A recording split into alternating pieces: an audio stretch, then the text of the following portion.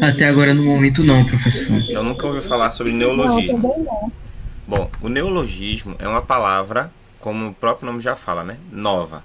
Neo, que é um termo grego que significa novo. E logismo, que vem da palavra grega também, logos, significa palavra, ou seja, uma palavra nova.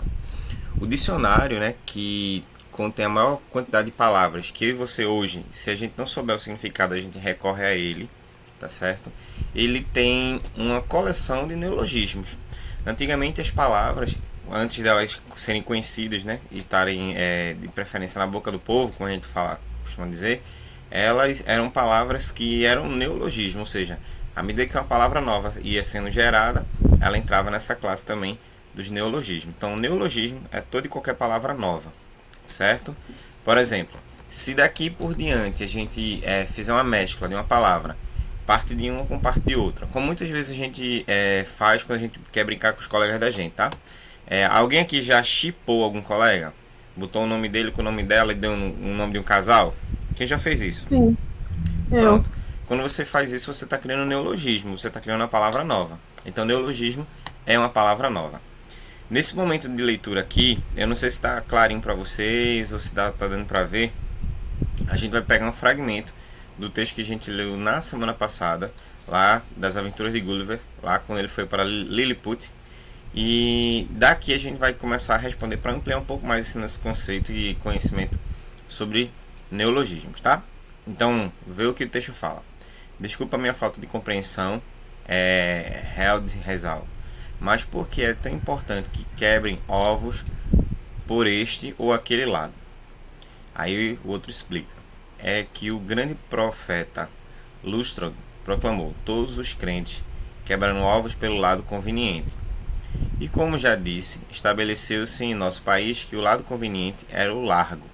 Depois, bruscamente, decidiu-se pelo estreito, o que dividiu o povo, com o intuito de nos dominar, aproveitando-se da divergência de opiniões dos liliputianos. Os governantes de Blefusco passaram a apoiar os dissidentes, inclusive no plano militar. Além de receberem muito bem os liliputianos que lá se exilam, lutam a seu lado durante as guerras. E como esses exilados têm muitos seguidores, aqui os combatentes entre os dois reinos têm sido longos e sangrentos. Já perdemos 40 navios e 30 mil soldados. E aí, as palavras, né, que na verdade receberam uma denominação nova, são essas que estão aparecendo aqui, né? Liliputianos, certo? Morfologicamente, como essa palavra foi formada? Você acha que Liliputiano foi formada a partir de qual palavra?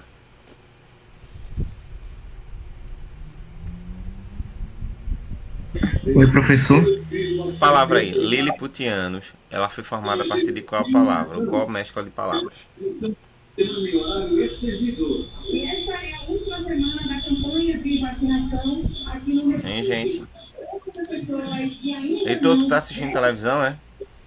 crianças, Não, é o rádio aqui, desculpa, professor. Ó, Liliputianos. Então, Liliputianos, ela é a mescla do Lilliput, que era a cidade, e anos, tá certo? Que é um sufixo colocado no final. Então, ela é formada dessa seguinte forma, ó. Lilliput, que é o nome da cidade, o I, que é a vogal temática, tá certo? E o sufixo anos. Essa é a forma como Lilliputianos foi formado. Lilliputianos também, para nós, poderia ser considerado também como adjetivo pátrio, aquele adjetivo que vai definir a pessoa de determinada região, tá certo? Como nós somos recifenses, olindenses, paulistenses e aí por diante. Em que medida o processo de formação dessa palavra permitiu a origem desses habitantes? Ou seja, ele quer saber, né, o que é que foi feito para que essa palavra Lilliputianos pudesse identificar a origem desses habitantes. Lilliputiano.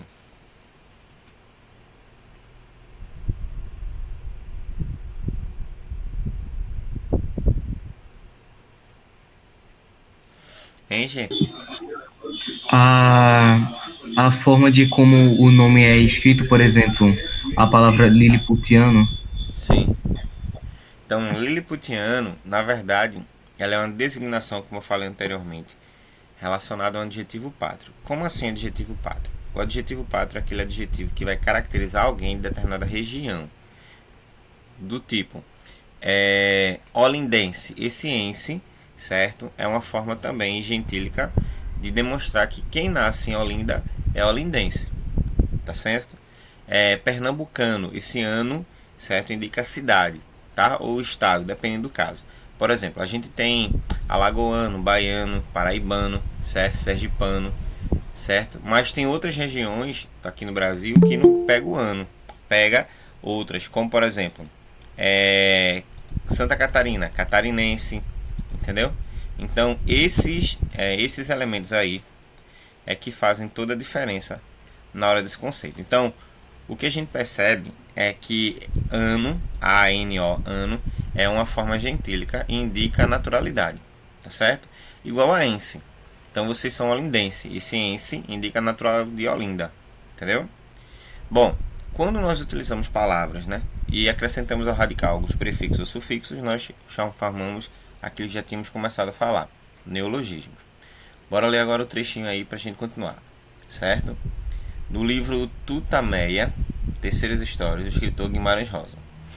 Dito seja, ademais, que o vexo de criar novas palavras invade muitas vezes o criador, como imperial mania, um desses poetas, por exemplo, de inabafável vocação para controvertor de vernáculo, foi o fazendeiro Chico de Matos, de Dourados. Coitado, morreu de epitelioma. 2 das suas se fizeram. Então, na região intujuspectio, que quase por se define como sentido de pretensioso, impostor, enjoado, soturno, e incorubirúbio, que onomatopeicamente pode parecer o gruziar de um peru, ou propagar-se de golpes com que se sacoleja a face límpida de uma água, mas que designa apenas quem é cheio de dedos, cheio de maçada, cheio de voltas, cheio de nós pelas costas, muito suscetível e pontilhoso, não são de não se catalogar. Deixa eu ver quem chegou mais aqui. Alan. Já outro, contudo, respeitável é o caso, enfim, de Hipotrélico, motivo e base desta fábula diversa, e que vem do bom português. O bom português, homem de bem, muitíssimo inteligente, mas que quando neologizava, segundo as suas necessidades íntimas, ora pois, numa roda, dizia ele, de algum cicrano terceiro ausente, ele é muito hipotrélico, ao que, ao indesejável maçante não se contendo, emitiu o veto. Olha, meu amigo, essa palavra não existe. Parou o bom português a olhá-lo, seu tanto perplexo. Como? Ora, pois se eu estou a dizer. Mas não existe. Aí o bom português, ainda meio enfigadado, mas no tom já desfez de descoberta, e apontando para o outro peremptório, o senhor também é hipotrélico, e ficou a vendo. Algumas palavras aí que estão destacadas são palavras que na nossa língua portuguesa elas não têm um significado próprio, tá certo? Quando a palavra passa a ter um significado próprio, ela começa a ganhar o gosto de pessoas, né, no caso falantes, que vão reproduzi-la, aí ela é uma palavra que ela deixa de ser um neologismo para se tornar uma palavra oficial. O autor aí, né, Guimarães Rosa, ele criou vários vocabulários, certo? Através do uso dessas palavras, explicando inclusive a sua funcionalidade. E com isso, a intenção era justamente usar de outros argumentos para que pudéssemos entender melhor, certo? Qual era a proposta do autor, que era justamente neologizar, ou seja, criar novas palavras. Essas palavras que ganhariam, certo? Um apreço e um gosto dos ouvintes que estariam ali tentando, na medida do possível, aprendê-las. Então, aqui a gente já sublinhou os neologismos e agora respondendo a letra B. O escritor mostra uma situação de comunicação em vez que faz uso de neologismo. Então, assim, qual é a situação que ele trabalha aí, né, dentro dessa perspectiva, criando palavras? Qual é a ideia dele? Qual é a situação que neste texto dá pra gente perceber? Esse homem tá falando sozinho.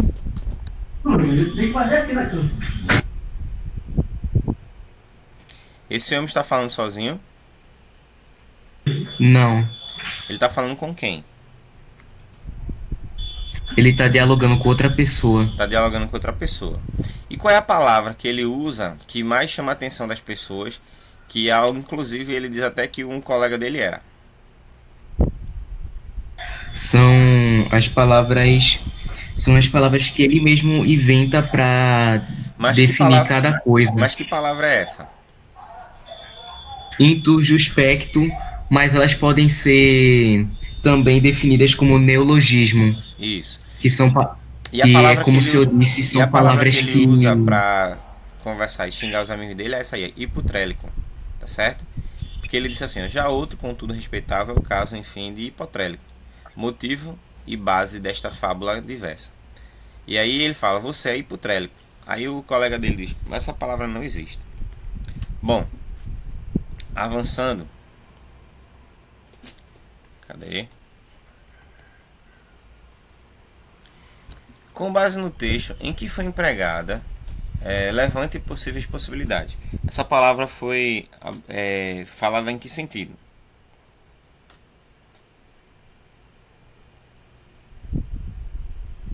Você acha que é uma pessoa hipotrélica? O que é um hipotrélico?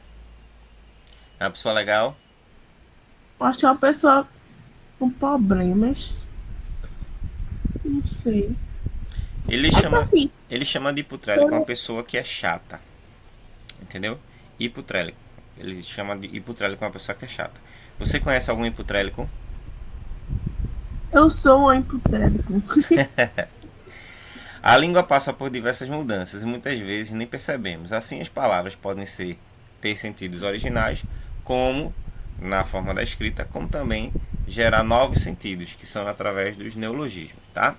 Vamos ver agora essas frases que estão abaixo e você vai dizer qual é o sentido que essas palavras destacadas estão querendo representar. Hoje resolvi muitos abacaxis. Esses abacaxis está relacionado ao quê? É abacaxi mesmo?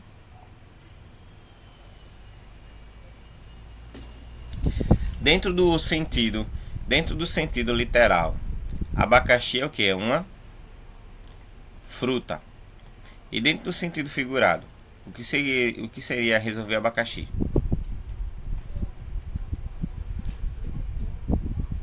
Hein, gente? problema. Resolver um problema. Minha mãe estava uma arara quando a conheci. No sentido literal, no sentido real, arara é o que? É um ou Bicho. Uma fera, sei uma lá. ave, né? Arara é uma ave. E no sentido figurado, arara seria o quê? Uma fera. A mãe tava brava, né? Tava lá descontente, tava irritada. Então a arara seria nesse sentido.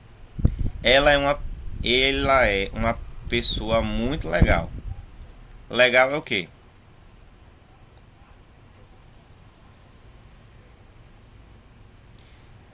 No sentido real, para quem não sabe, legal é dentro da lei, ou seja, faz aquilo correto, faz as coisas certas. Mas o que significa para nós uma pessoa legal? O que é uma pessoa legal pra gente?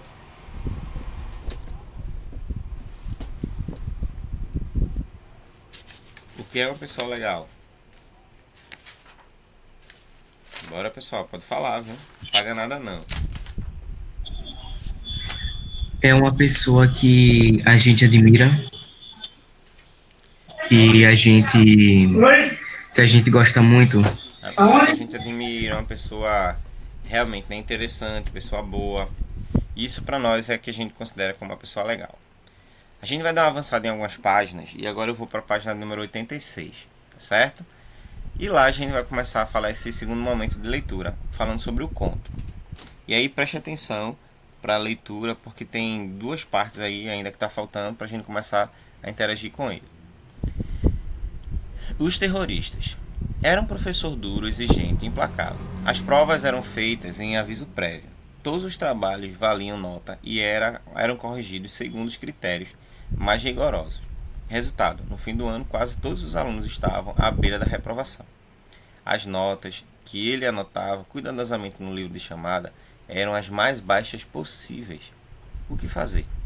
Reuniam-se todos os dias para discutir a situação, mas nada lhes ocorria, até que um deles teve uma ideia brilhante. O livro de chamada, a solução está ali. Tinha de se apossar do livro de chamada e mudar as notas. O poderia se transformar em 8, poderia vir a 7 ou 10, E aí, professor, dependendo do tá em grau de que ambição. página? Estou na página 86 agora. O problema era pegar o livro, que o professor não largava nunca, nem mesmo para ir ao banheiro. Aparentemente, só uma catástrofe poderia separá-los. Recorreram, pois, à catástrofe. Um dos alunos telefonou do orelhão em frente ao colégio, avisando que havia um princípio de incêndio na casa do professor. Avisado, o pobre homem saiu correndo da sala de aula, deixando sobre a mesa o famigerado livro de presenças. Acreditareis se eu disser que ninguém tocou no livro? Ninguém tocou no livro. Os rapazes se olhavam, mas nenhum deles tomou a iniciativa de mudar as notas. Às vezes a consciência pesa mais do que a ameaça da reprovação. Então, nessa história, tá certo? Os alunos tentaram tirar o professor da sala porque eles queriam alterar a nota do resultado das avaliações que o professor fazia, tá certo? E aí, para a gente responder com o texto, quais são os personagens que estão envolvidos nessa história? Os alunos e o professor.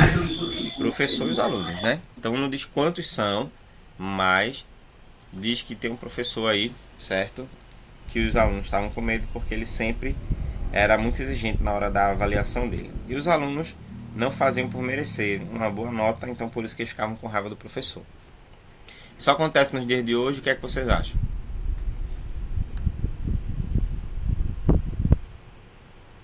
Sim. Ou você acha que o professor deveria dar nota independente do aluno merecer ou não? Se você fosse professor, você daria nota para o aluno que não faz por merecer? Não. Não. Então tem que merecer a nota, né? Tem que estudar, tem que estar ali, né? Mas aí você quer ser um professor bonzinho. Mas você acha que seria dessa forma que você ia conseguir fazer o seu trabalho? Sendo professor bonzinho? Não, que as crianças vão querer montar em cima de você. Verdade. Continuando. Identifique o espaço em que ocorrem as ações nesse conto. Ou seja, onde é que essa história acontece? Qual é o espaço? Numa escola. Numa escola. Dos elementos da narrativa, o enredo, que é a história, o narrador, que é quem conta a história, o personagem, quem participa da história. O tempo é um momento que pode ser durante o período do dia, tarde e noite, ano, certo? E o espaço, que é o local, qual aparece com mais evidência? O que é que a gente mais consegue perceber aí com mais evidência? Qual deles aparece mais?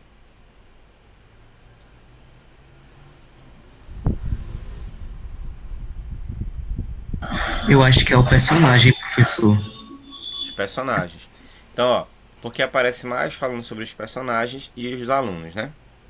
No início do texto, o narrador faz uma descrição de que nos leva a entender o motivo dos fatos decorrentes. Qual é essa descrição? O que é que eles queriam fazer? Como era a postura do professor? Ele era flexível ou ele era exigente? Ele era exigente. Ele era exigente. E os alunos estavam à beira da reprovação ou da aprovação? Da reprovação. Então, o fato que o narrador apresenta pra gente é que a exigência do professor em que os alunos pudessem ter um comportamento melhor deixou eles com medo, porque eles estavam com medo de uma reprovação. O conto possui as partes constituintes da narrativa: situação inicial, conflito, clímax e desfecho, né? E aí cada uma delas para a gente entender. Então, aqui voltando para aquela imagem, a situação inicial é justamente a introdução. O conflito é quando surge o problema, tá certo? E o clímax é quando aquela parte auge, certo? Do filme, da série, ou também mesmo do livro, da história, certo? E você está chegando no final. E o desfecho é quando ou como a história termina. Quando geralmente a gente assiste um filme de suspense, o filme sempre começa, tá, com a situação inicial, mostrando quem está participando do filme, no caso de suspense, e quem poderá correr o risco, certo, de ser assassinado ou de assassinar. No clímax, já pertinho do final, a gente já descobre quem é o assassino, E aí dali por diante fica mais próximo agora do desfecho, que é o final. A história terminou de maneira previsível ou houve quebra de expectativa? A história terminou do jeito que eles estavam querendo ou teve mudanças? E aí, o que é que vocês acham? Hein, pessoal? A história terminou do jeito que ela começou, com os alunos querendo alterar as notas. Eles alteraram as notas da caderneta do professor. Não, continua a mesma coisa. Então, terminou do jeito que a gente estava achando que ia terminar? Então, ó, não. A história não teve, certo? Um desfecho como estava sendo sugerido, tá certo? Continuou do mesmo jeito. Eles não ousaram alterar nada, nem mesmo se acusaram dizendo que tinham ligado para o professor para dizer que a casa dele estava pegando fogo. E o que foi que aconteceu para que eles mudassem de ideia? O que foi que aconteceu para que eles mudassem de ideia? O que foi que causou o desfecho? O que é que fez com que os alunos não fizessem aquilo que eles estavam pretendendo? Foi o quê? Bora, gente. Bora, Heitor. Alan, Jadiane, Pedro, pode falar também, viu? De preferência, use os microfones que eu não tô vendo ninguém.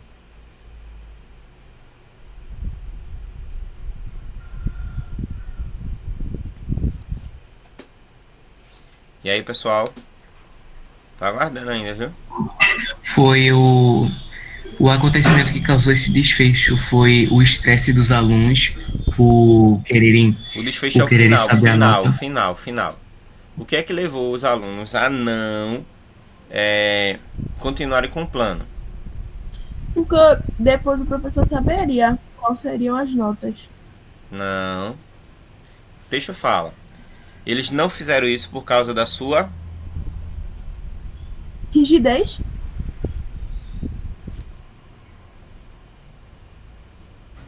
Da sua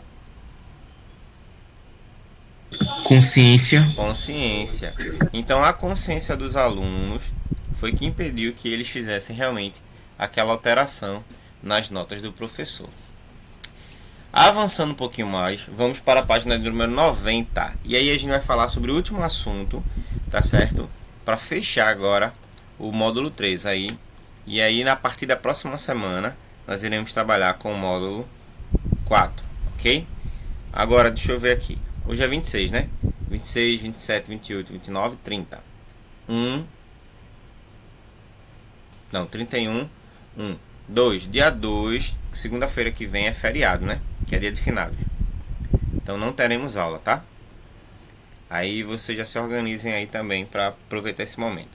Como teve muita gente que perdeu parentes, né? Gente que ficou realmente assim muito triste pela situação da família e não pôde chorar os seus mortos. Eu acredito que esse mês, minha gente, né, finados, os cemitérios vão bombar, viu? Vão bombar mesmo. Mas vamos embora. Nós iremos agora ler, certo? Uma história relacionada a H, que é um dos personagens favoritos também das histórias em quadrinhos, das tirinhas. E estejam atentos a essas informações, porque a partir dela a gente vai começar o assunto novo. Falar sobre concordância verbal. Perguntem, viu, pessoal? Perguntem, porque assim, se você não está entendendo, o melhor é perguntar. Porque se você não pergunta, pra mim, você está entendendo. Então, uma vez que eu entendo que você está entendendo, eu não vou me preocupar em tirar dúvida de ninguém. O lar é o herói. Jurando nunca mais ir à guerra, os vikings de Agar navegam para casa feridos e cansados. Então bora continuar aqui interagindo com o texto.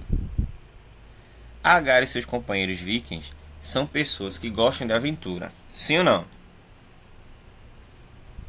Olhando para cá. Você acha que os companheiros de Agar são pessoas que gostam de aventura? Sim. Que detalhes da imagem revelam que os vikings estão feridos ou cansados? A expressão deles. A expressão deles cansado. O que mais? O estado do barco O todo barco, né, quebrado. todo quebrado. O barco é de madeira, mas até o dragãozinho aqui, ó, do barco tá todo remendado, com a língua de fora, ferido. Ainda tem flechas assim, ó, nele, tá? Flecha também, ó, na vela do barco, certo?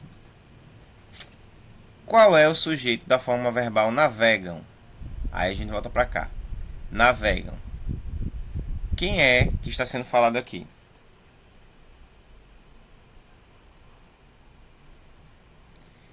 Navegam está relacionado a qual expressão desse texto aqui? Bora, gente. Pode repetir aí a pergunta, por favor? O verbo aqui, ó, navegam, tá? Deixa eu colocar aqui, deixa eu ver. O verbo aí, navegam, certo? Aqui, ó.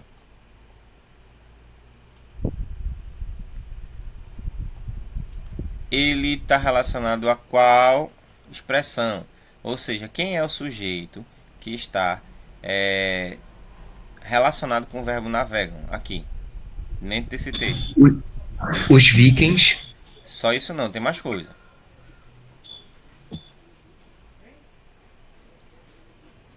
O sujeito da oração aqui é quem? Os vikings de quem? Os vikings de H.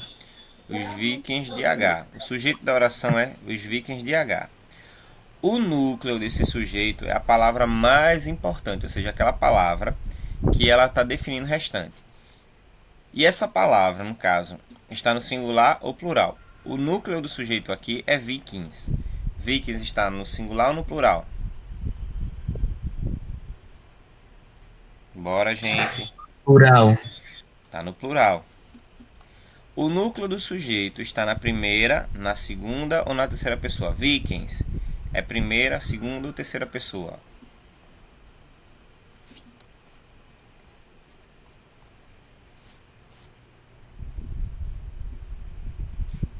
Bora, pessoal. Bora, Ito. Tainara, Alan. Os demais não adiantam falar no chat. Eu não tô vendo nada. Tem que falar abrindo o microfone, viu? Aí eu sei que você tá participando. Não falou, pra mim não tá participando da aula. E não precisa nem se preocupar com ponto de participação, que não tem. Tem que ir pro quarto ali. O núcleo do sujeito está na primeira, na segunda ou na terceira pessoa gramatical? No primeiro. Na primeira, não. Está na terceira, tá? Por que na terceira? Porque se você pegar vikings ou os vikings, quiser substituir por um pronome, você vai substituir por qual pronome? Eu, tu, ele, nós, vós ou eles?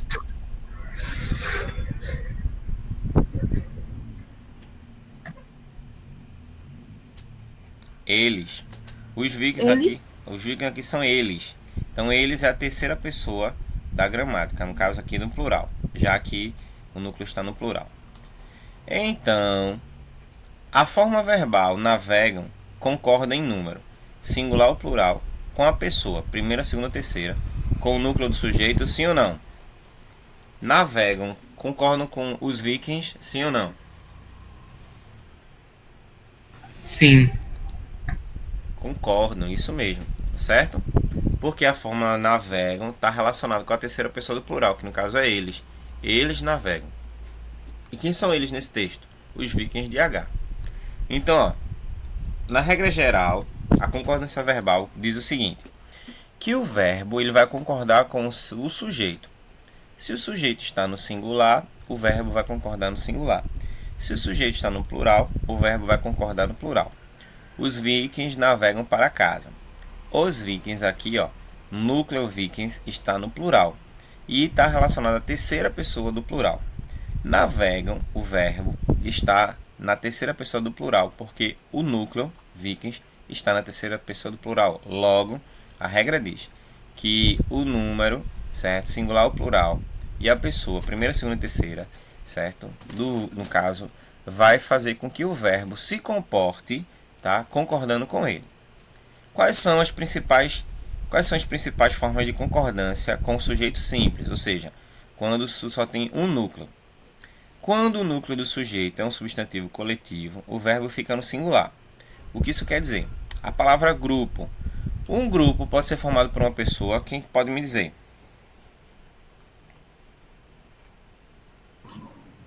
Um grupo pode ser formado por uma pessoa só. Não, Por que não? porque grupo deve ser formado por mais de uma pessoa. E grupo dá ideia de quantidade, né? Muito mais pessoas. Então, assim, se você tiver um grupo formado por uma pessoa, não é um grupo, é uma apresentação individual, tá certo? Ó, então, qual é o problema que acontece aí? A palavra grupo é uma palavra que ela tem sentido de coletivo. Lembra do substantivo coletivo? Por exemplo, alcateia é de quem? Quem lembra do substantivo alcateia? Está relacionado a qual grupo? Era um grupo de lobos. Lobo. Matilha. Matilha. Matilha? Matilha? Matilha. Cães. Cardume. Eu acho Grupo que é de peixe. peixes. Peixes. Constelação. Estrela? Estrela. Então, essas palavras são coletivas, são palavras que representam um conjunto. A palavra grupo aí representa um conjunto. Então, observa aí, ó. O grupo de navegadores e guerreiros escandinavos é chamado de viking. O grupo, no caso aqui, é o núcleo do sujeito. Que é o verbo, está concordando com ele. Por que está concordando com ele? Porque ele está no singular. É o que o texto está dizendo aqui, ó. O sujeito vem de forma coletiva, o verbo fica no singular. Se esse substantivo for seguido por um determinante no plural, o verbo continua no singular. Tá? No caso aqui, ó, de navegadores, o grupo de navegadores. Navegadores está no plural, só que o núcleo ainda é singular. Então o verbo fica no singular. Olha outro exemplo. Quando o sujeito é formado pelas expressões partitivas. As expressões partitivas são aquelas expressões que indicam a partir de, grande parte de, a maioria de, cerca de, aproximadamente. Então é o que aparece aqui, tá certo? A metade de, grande número de, uma proporção de. Então o que acontece com eles? Seguidas de determinante no plural, ou seja, uma palavra que esteja no plural, o verbo pode concordar com a expressão no singular ou com o determinante no plural. Vai concordar no singular ou no plural. Grande parte dos vikings enfrentou muitas guerras. Grande parte dos vikings enfrentaram muitas guerras. Ou seja, nesse caso aqui, tanto no singular quanto no plural, é aceitável. Vocês estão entendendo? Por exemplo, vou falar um exemplo. A maioria dos alunos do 9º ano não vem às aulas online. Certo? Eu posso colocar, a maioria dos alunos do 9º ano não veio ou não vieram às aulas online. Tanto veio quanto vieram vai estar dentro do contexto, porque nesse caso aqui, como é uma expressão partitiva, ele aceita os dois. Alguém entendeu? Ou não? Eu vou passar. Entendi, professor. Quando o sujeito é formado por expressões de quantidade aproximada, cerca de, perto de, mais de, menos de, o verbo fica no plural. Saíram de barco à noite cerca de 10 vikings, tá certo? Saíram, cerca de, sempre fica no plural. Então, vieram hoje para a aula cerca de 5 alunos. Vieram, sempre no plural, porque passou de quantidade a cerca de, perto de, mais de, menos de, fica no plural. Quando o sujeito é composto por um substantivo próprio, no caso, nome de pessoa, nome de lugar, no plural, o determinante vai mudar de acordo com o artigo. Preste atenção, viu, Heitor, Tainara e os demais. Aqui você tem a mesma frase, só que vê o que acontece. Estados Unidos, que é uma palavra que é plural, tá certo? Se vier antes dele os, o verbo fica no plural. Se não vier os, o verbo fica no singular. Os Estados Unidos ficam no continente americano. Estados Unidos fica no continente americano. Tá dando para entender? Se tiver o os, vai mudar. Fica no plural. Sem o os, fica no singular. Aí eu faço uma pergunta para vocês. Minas Gerais Minas Gerais é uma palavra no singular ou no plural? Minas Gerais. Hein, pessoal? É Minas, plural. plural. Não. Se você colocar Minas Gerais, certo? Fica no continente americano, tá certo. Por quê? Porque Minas Gerais é uma palavra no plural, mas antes dele não teve nada que determinasse o plural. Agora, se você colocar as Minas Gerais, aí você vai ter que mudar o fica do singular para o fica no plural. As Minas Gerais ficam no continente americano. É assim que a gente percebe essa ideia, então, da concordância. Tá dando para entender? Sim. Pronto, belezinha. Então vamos lá. Próximo. Quando o sujeito está na forma de porcentagem, certo? Ou seguido por um termo preposicionado. O verbo pode concordar com o termo proporcionado ou com o valor de porcentagem. Então observa aí, ó. 50% dos adolescentes adoram ver filmes de aventura. Então 50 é mais que 1 ou é menos que 1? Hein, gente? 50 é mais que 1 ou menos que 1? Mais que um. É mais que 1. Então se 1 é singular, então vai ficar no singular. 1% dos alunos, adolescentes adoram ver filmes de aventura. Então, se eu tenho 1%, que representa a quantidade menor ou inferior, fica no singular. Se eu tenho mais de 1, vai para o plural. Quando o sujeito é formado por um pronome interrogativo ou indefinido no plural, quais, quantos, alguns, poucos, certo? Muitos, quaisquer, vários, vós e nós. Quais de nós, certo? Já não enfrentamos uma aventura? Quais de nós já não enfrentaram uma aventura? Então, o que acontece? O verbo pode concordar com o primeiro termo da terceira pessoa no plural ou com o pronome pessoal. Nesse caso aqui, ó, enfrentaram, certo? Enfrentamos, aqui está relacionado a nós, concordando com o pronome, ou enfrentaram relacionado a quais, já no plural. Então, pode ser tanto de um jeito como pode ser do outro. Quais são os principais casos de concordância agora com o sujeito composto? Vimos com o sujeito simples, agora vai para o composto. O composto é quando você tem dois núcleos interagindo com o texto. Se vier antes do verbo, como é que fica? Certo? Vai sempre para o plural. Helga e Rony esperavam o guerreiro H chegar na terra, da guerra. Então, ó, se vem antes, Helga núcleo, Rony núcleo, esperavam, vai para o plural. Quando vem depois, ou seja, o verbo vem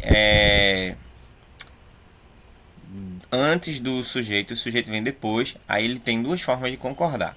Ele pode concordar com quem está mais perto ou concordar no plural. Esperava Helga e Rony, o aventureiro H, chegar da guerra. Então esperava porque está concordando com Helga. E esperava porque está concordando com Helga e Rony. Então, nesse caso aqui, se o verbo vier na frente do sujeito, pode ser no singular ou no plural. Se o verbo vier após o sujeito, é só no plural.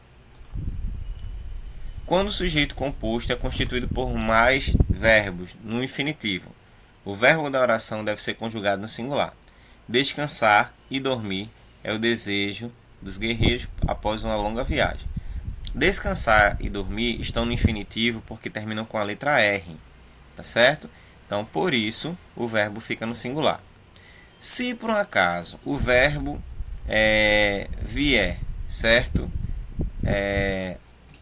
Com infinitivos que expressam ideias completamente contraditórias, ou seja, se as ideias são contrárias, aí ele vai para o plural. Dormir e praticar esportes são as coisas que mais gosto de fazer.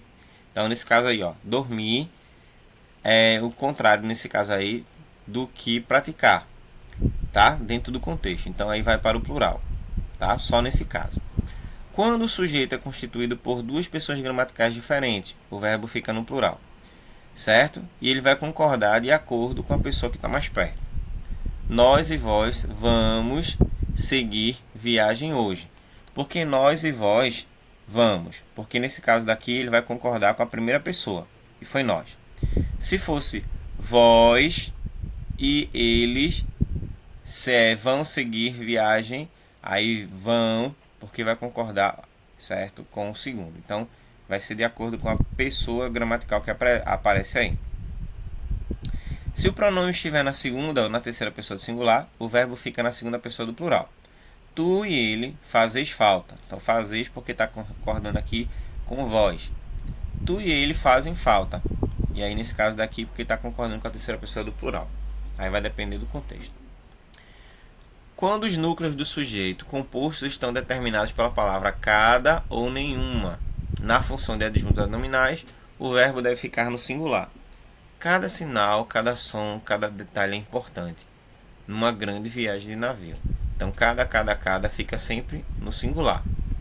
Quando o sujeito composto vem resumido por um pronome tudo ou nada, o verbo fica no singular. As ondas gigantes, os tubarões, os icebergs, tudo é um desafio para nós. Ou nada é um desafio para nós. Fica no singular por conta dessas expressões, tá certo? Tudo ou nada.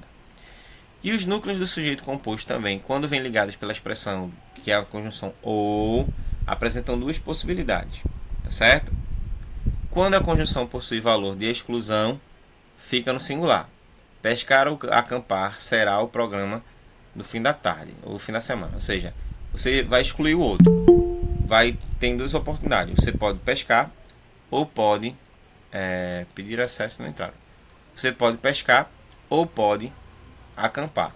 Então, o outro será excluído, aí fica no singular. Ou, se também tiver ideia de adição, aí ele vai para o plural. Ar ou água são elementos essenciais para a vida. Aqui não dá ideia de escolha, de exclusão, dá ideia de adição, tá?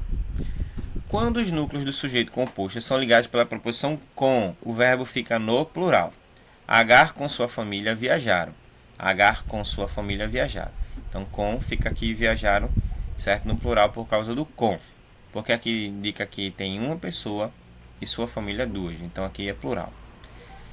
Agora, concordância com a partícula se. Estão pedindo para entrar, mas acho que estão ruim de conexão. Ó, concordância com a partícula se. Os verbos transitivos diretos ou bitransitivos, certo? Transitivo, direto e indireto, acompanhados do pronome apassivador se, concordam com o sujeito. Então, compram-se mochilas e barracas. Então, compram porque está no plural. Veio na frente, mochilas e barracas. Intransitivos e transitivos indiretos, acompanhados de si, como um índice de indeterminação do sujeito, permanece no singular. Precisa-se de alimentos para a viagem, certo? Então, nesse caso aqui fica no singular porque indica um sujeito indeterminado. E no caso de cá, não. Indica uma voz passiva, ou seja, o sujeito sofrendo a ação do verbo. E com os pronomes relativos, para a gente finalizar, quando o sujeito é constituído pelo pronome relativo que, o verbo concorda em número e pessoa. Eles que escreveram os relatos da viagem. Esse que está relacionado a eles. Então, por isso que veio no plural. Quando o sujeito é constituído pelo relativo quem, pode permanecer no singular ou concordar com a palavra que esse pronome se refere. Fui eu quem viajou para as montanhas no feriado. Fui eu quem viajei para as montanhas no feriado. Então, viajou, viajei, certo? Aí pode estar tanto na primeira pessoa do singular, relacionado à terceira pessoa do singular, com caso o verbo, ou como na primeira pessoa do singular, com a primeira pessoa do singular com relação ao verbo, tá? Então, tanto de um verbo, no caso, pretérito perfeito passado, ou pretérito perfeito, indicando a primeira ou a terceira pessoa. Essa parte aí, gente, que a gente está falando sobre a concordância, é a parte técnica, a parte teórica, tá? A gente só aprende um pouco mais na prática mesmo, porque a gente fica naquelas dúvidas e a gente acaba fazendo as associações de acordo com aquilo que a gente já sabe. Bora lá. Mais da metade de crianças brasileiras está no Facebook de pesquisa. Pesquisa divulgada hoje pela empresa de segurança AVG mostra que 54% das crianças brasileiras entre 6 e 9 anos acessam o Facebook, contrariando a recomendação da rede social de que é preciso ter ao menos 13 anos para abrir uma conta. Em sua opinião, quais são os riscos que uma criança que entra no Facebook muito cedo está exposta? Quem poderia compartilhar?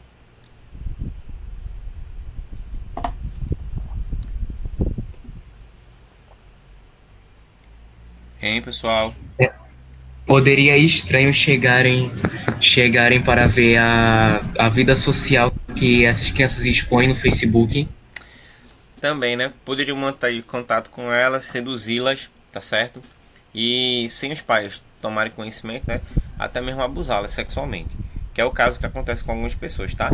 Às vezes, tem casos aí em que as crianças, o pai e a mãe, acham bonito porque o menino sabe mexer no celular. Aí dá um celular para a criança abre uma conta na rede social. Que o pai, muitas vezes, acha que está administrando, mas ela está em contato com outras pessoas que os pais pensam que são crianças, mas na verdade não são crianças.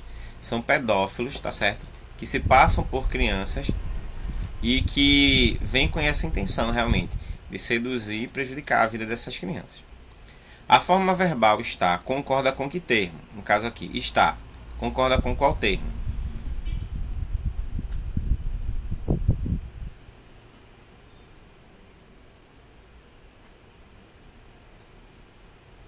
Bora, bora, bora. Como professor? A forma verbal aí que aparece no texto está concordando com qual expressão?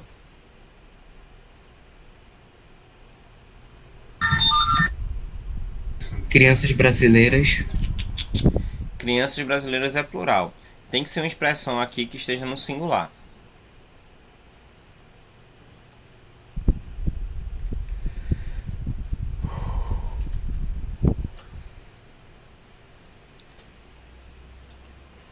Nesse caso, está concordando com mais da metade. Mais da metade é a expressão que está concordando, tá certo?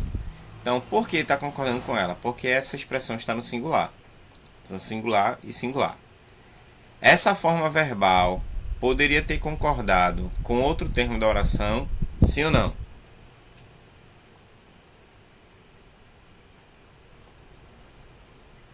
Não. Poderia, se fosse com crianças brasileiras e não tivesse essa expressão mais da metade. Aí seria, crianças brasileiras estão no Facebook, diz pesquisa, entendeu? Mas como teve essa expressão partitiva, aí ela vai concordar com ela. Se a concordância fosse feita com outro termo, a forma verbal ia mudar a pessoa e o número, ou seja, se está, que está concordando com metade, a metade meia, cadê? Mais da metade. Se mais da metade, que é a expressão que está fazendo referência com o verbo aí, se relacionando, está no singular, e não tivesse essa expressão, fossem crianças, certo? Brasileiras. Você acha que o verbo está mudaria ou permaneceria? Crianças brasileiras está no Facebook. Ou crianças brasileiras estão no Facebook. Haveria mudança ou não? Hein, gente? Haveria mudança ou não?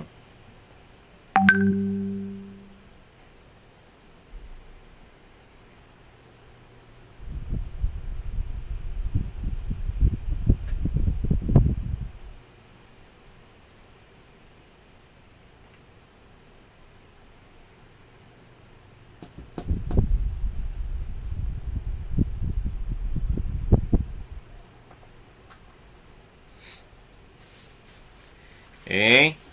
Dormiram, foi? Então, ó, claro que vai ter alteração. Ó. Se crianças brasileiras está no plural, logo o verbo também tem que concordar no plural. Plural e plural, singular e singular.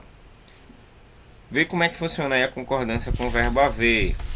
Bora pra gente já finalizar a nossa aula. O verbo ser, haver e fazer são verbos também que podem sofrer alguma influência referente ao substantivo, no caso o sujeito. Vê aí, começando com o verbo ser. H é um personagem divertido. É um personagem divertido porque só fala apenas de um sujeito, tá certo? Aí ele vai ser de acordo com a pessoa gramatical. Se for mais de uma pessoa, vai para são ao invés de ser ou é. O verbo pode concordar também indicando data, hora e distância. E aí, com relação a isso daí, fica no singular de acordo com a quantidade e vai para o plural também de acordo com a quantidade. São 20 horas. Por que são? Porque aí passou mais de uma hora. 1 é singular, 12 é plural. 20 é plural. Então, por isso que tem essa diferença. E o verbo ser pode também concordar quando o sujeito é um pronome definido. Tudo, certo? E aí, ou demonstrativos isso ou aquilo. Aquilo são os resultados de uma narrativa, de uma aventura. Resultados, nesse caso aí, a palavra no plural. Aí o verbo vai para o plural. Se fosse no singular, aquilo é o resultado de uma aventura, ficaria no singular. E o verbo também pode permanecer no singular quando estiver acompanhado de termos como mais, menos, muito, pouco ou nada. As narrativas de aventura é pouco para conhecer lugares pelo mundo. Não é são pouco, tá? É pouco. Porque teve as expressões pouco, nada, muito, menos e mais, dessas ideias aí. E a observação que se faz nessa parte é que o verbo mais comum, no caso ser, deve concordar com o que está no plural. Então, se está no plural, o verbo vai para o plural. Já o verbo haver, quando tem o mesmo valor de existir, certo? Ou de acontecimento, é impessoal, permanecendo dessa forma na terceira pessoa do singular. Há 15 pessoas nesse local. Então, verbo na terceira pessoa do singular. Então, 15, porque aqui ele é impessoal, então ele não altera. E os verbos haver e fazer, quando indicar a ideia de tempo, também são impessoais e por isso devem permanecer no singular. Faz frio no sul do Brasil. Uma dica aí, gente, para quem faz redação, tá certo? Sempre que você for fazer uma redação, que você se referir a alguém ou algo que aconteceu há muito tempo e for usar o verbo fazer, ele sempre tem que estar no faz. Faz 1 ano, faz 2 anos, faz 3 anos, faz 1000 anos. Nunca fazem, porque fazem sempre indica sujeito indeterminado. Se você usar fazem no lugar de faz, você está agindo de forma incorreta. E aí está prejudicando a gramática, certo? Bora lá. E aí, para a gente finalizar nesses 2 últimos slides, lê esse texto para responder aqui comigo, tá? Bom, dentro do avião, 15 minutos pareciam 1 hora. Espiava o altímetro, aparelho que mede a altura do construtor, e parecia que nunca chegaria aos 12.000 pés. Eram 5.000, 6.000, 7.000, 8.000 e nada dos 12.000. Antes da primeira bateria de saltos e da conversa com os demais dentro do avião coletivo, distraía e aliviava a tensão. Bom, a que frase 15 minutos pareciam 1 hora indica que ele estava inseguro, que ele não estava gostando da situação ou que ele estava ansioso. Tainara saiu já, foi? Que ele não estava gostando da situação. Que ele estava ansioso, certo? A forma verbal pareciam concorda com qual termo da oração? Explique a concordância entre esses termos. Aqui, ó. Pareciam. Tá? Pareciam. Tá concordando com qual forma verbal? Ou com qual forma do texto? Com qual sujeito? 15 minutos. 15 minutos. Tá? E como é que a gente pode explicar essa concordância? Bom, 15, como é mais do que 1, ou seja, é um número plural, vai fazer com que o verbo que o acompanhe esteja também no plural. Ou seja, 15 minutos vai indicar uma expressão no plural, o verbo tem que concordar acompanhando essa expressão no plural. Explique por que na passagem eram 5.000, 6.000, 7.000, 8.000 e nada dos 12.000. A forma verbal está na terceira pessoa do plural. Eram. Porque eram está no plural.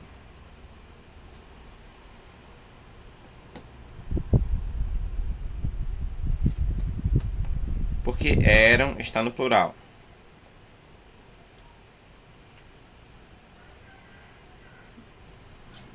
Porque, e para acompanhar, Acompanhar o quê? Ana Clara respondeu aqui. Ela disse o quê?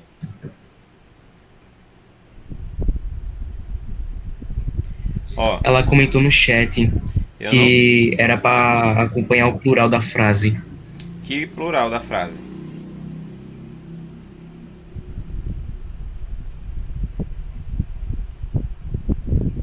Qual é o plural da frase aí?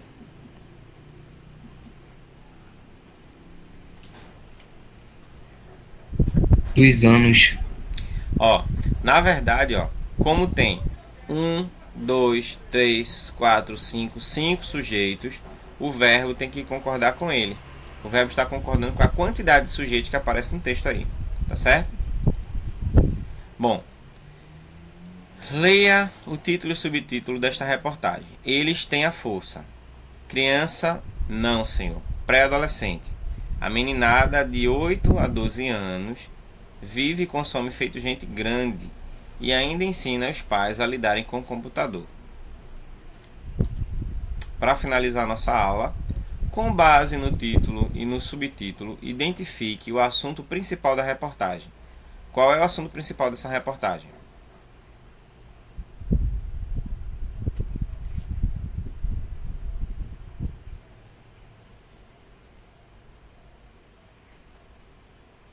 Qual é o assunto principal dessa reportagem?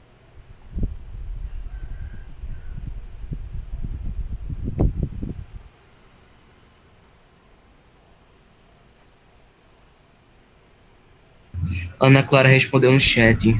Eu não tô vendo, ela tem que abrir o microfone. Não adianta. Eu vou bloquear esse chat para ver se vocês falam. Eu não tô vendo ninguém, então eu tenho que ouvir. Hein, gente? Professor, oi, eu tô com a bola de pus no meu dente.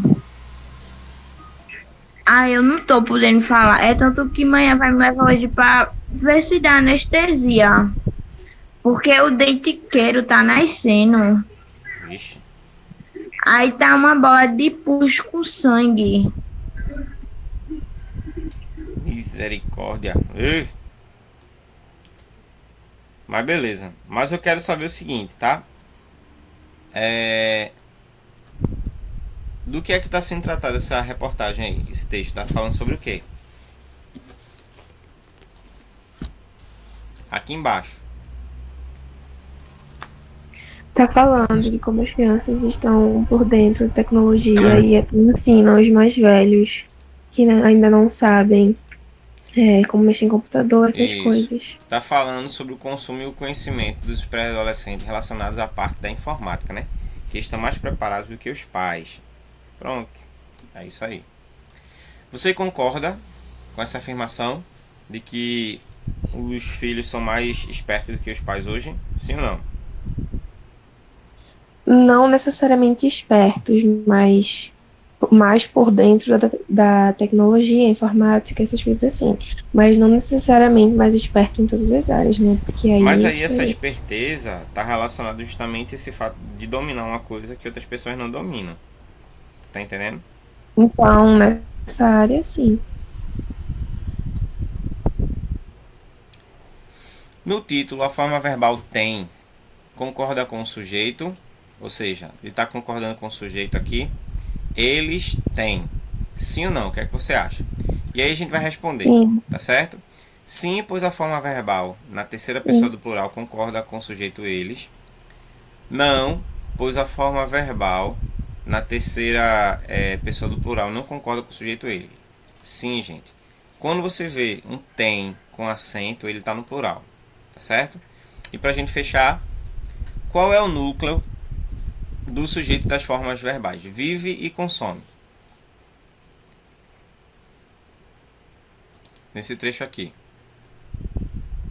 Vive e consome. Vive e consome está relacionado ao quê? Qual é o núcleo dessa expressão?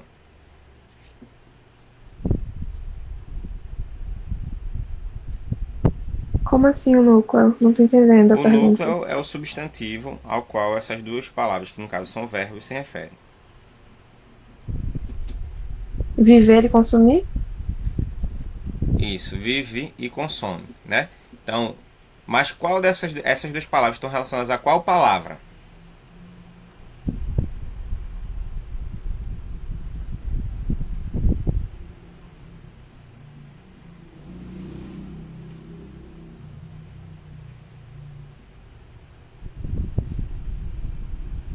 E aí? Não foi isso não que eu falei? É o núcleo. A gente quer saber qual é aqui, ó. Qual é o núcleo do sujeito que está relacionado com o verbo vive e consome. Aqui está no texto. É a expressão meninada. A meninada vive e consome. É isso que o texto está falando. E para finalizar, houve concordância entre o núcleo do sujeito e as formas verbais? Sim ou não? O núcleo do sujeito é meninada. Vive e consome. Está relacionado a ele? Sim ou não? Ou não houve concordância? Sim. Sim, Sim. tá? Porque, ó, meninada é um substantivo coletivo. Logo, os verbos que estiverem relacionados a um coletivo vai sempre estar no singular. Então, houve sim concordância. Ok? Bom, deixa eu ver aqui. Só ficou vocês 4. Beleza. Só participaram da aula hoje, né? Jadiane tá aí com a boca cheia de pus. Só Tassiane e Heitor, né? Porque eu não quero ninguém só escrevendo, não, gente. Eu quero que participe, que falem. Por quê? Porque é uma maneira de você também participar, tá certo? Ah, não, professor, porque, ó, quando a gente tá na outra tela, eu não consigo visualizar nada aqui para quem tá escrevendo. Então, eu prefiro que vocês abram os microfones de vocês, tá certo? Então, ó, se organizem. Na próxima aula a gente vai se falando.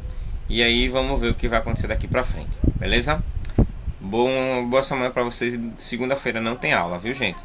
Segunda-feira é feriado, dia dos finados. Ei, professor. Oi.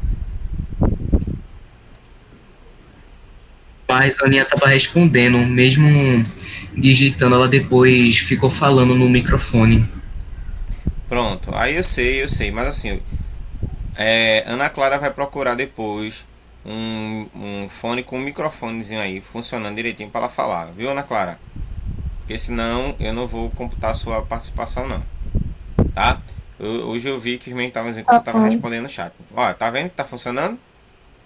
Tem que funcionar, tem que falar, moleque. Senão fica difícil pra mim, viu? Então vamos lá, já adiante, cuida, vice. Tchau.